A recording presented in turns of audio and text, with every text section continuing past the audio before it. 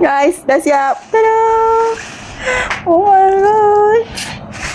Cantik. Okay guys, kita buat tahu bergedil. Tada! Tahu kita ibu dah goreng. Ini bahan dia.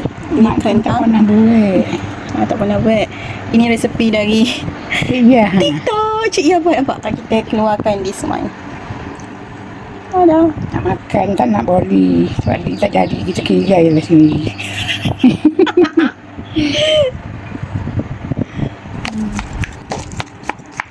Kacau-kacau.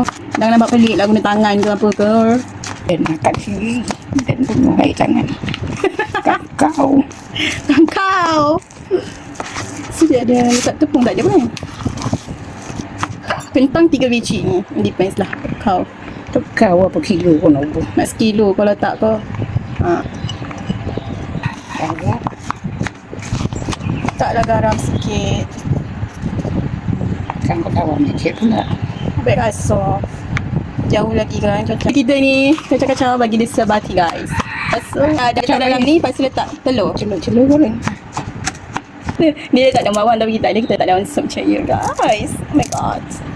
Bola dia batu nak makan. Agak sedap dia tukarkan tolan. Tak sedap kan ni. Sedap.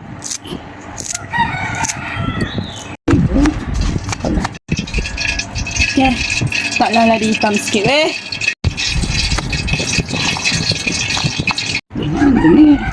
Okay guys, lepas tu kita masukkan. Nyam nyam nyam nyam nyam. Nyam nyam nyam nyam nyam nyam. Ni makan sendiri tau. Toba-toba letak. Kan tak cukup. Apa dah tak cukupnya? Cukup. Lepas pieces ya. Okay guys, dah siap. Tada. Kicap. Okay guys, kita salut dengan telur. Kasih goreng. Jauh sikit nak. Oh my god.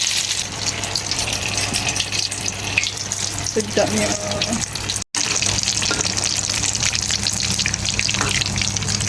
Wah, tahu bergedil Kak Ya. Cantik kejadian dia.